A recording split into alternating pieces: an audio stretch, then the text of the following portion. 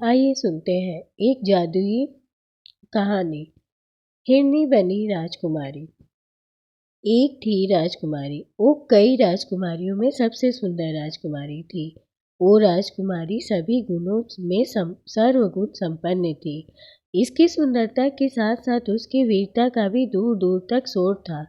राजा उसे बहुत प्यार करते थे। उसकी हर इच्छा पूरी की जाती थी। परंतु राजा रानी के प्यार और दुलार से वह राजकुमारी अहंकारी हो गई थी। एक दिन राजकुमारी अपनी सखियों के साथ वन विहार के लिए गई। राजकुमारी ऐसे वन में पहुंची जहां कहीं से भीनी भीनी खुशबू आ रही थी। राजकुमारी उस दिशा की ओर बढ़ी। वहां एक पतला सा वृक्ष था जो अत्यंत सुगंधित था। राजकुमारी ने इसके खूबसूरत खुशबू का कारण पूछा तो राजकुमारी के सारथी ने बताया, इस वृक्ष को कोई काट नहीं सकता। यह वृक्ष वन देवता का सबसे खास वृक्ष माना जाता है। यह वृक्ष किसी बहुत वीर राजकुमार द्वारा काटा हुआ था। बहुत समय बाद यह वृक्ष विशाल हुआ है और अपनी सुगंध से वन को सुगंधित करता है। यह सुनकर राजकुमारी की सखियों ने राजकुमारी को ललकारने लगी और कहने लगी, राजकुमारी तुम बहुत वीर हो। इस वृक्ष को तलवार की एक ही बार में काट गिराओ तो जाने तुमसे अधिक वीर कोई नहीं है। राजकुमारी के अहंकारी मन को आघात लगा और वह तलवार को कमान से निकाली और एक ही बार में वृक्ष को काट गिराया। वृक्ष काटते ही वन देवता वहां उपस्थित हुए और बोले, ये वृक्ष तिल तिल कर बड़ा हुआ था, तुमने इसे एक क्षण में काट गिराया। इस अपराध का दंड तुम्हें अवश्य मिलेगा। जा, तुझे मैं शाप देता हूँ कि तू हिरनी बन जा।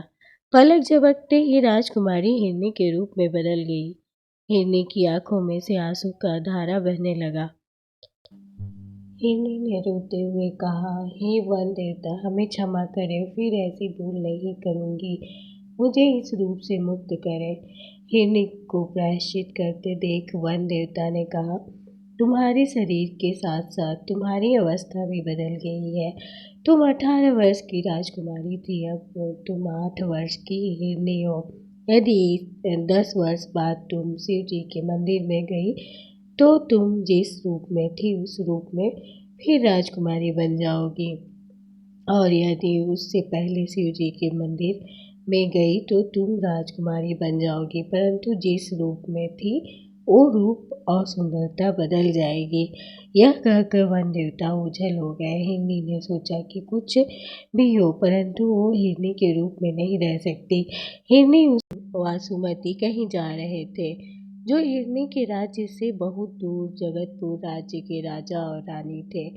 वासुमती ने हिरनी को रोते हुए देखा तो उन्हें हिरनी पर दया आ गई और वे हिरनी को लेकर अपने राज्य चली आई। हिरनी ने वहाँ शिव जी का मंदिर देख उछली, परंतु वह सोचने लगी, मैं यदि मंदिर में जाते ही लड़की हो जाऊंगी तो यह लोग मुझे जादुई समझकर कैद कर देंगे। अब तो मुझे अपना राज्य भी याद नहीं। मैं अब 10 वर्षों तक ही इस रूप में रहूंगी, तब मैं बड़ी हो जाऊंगी, अपने राज्य लौट जाऊंगी। इस तरह हिरनी रानी के साथ रहने लगी। रानी हिरनी को बहुत प्यार करती थी। रानी का एक पुत्र भी था जो हिरनी के साथ खेलता था। इस तरह हिरनी के 10 वर्ष बीत गए। अब उसे राज्य अपने घर की तरह लगने लगा था।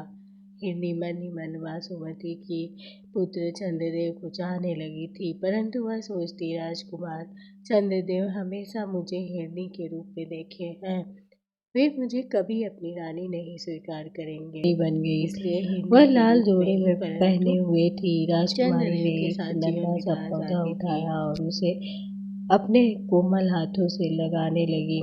उसी समय हिरनी की तलाश में राजकुमार वहां पहुंचे।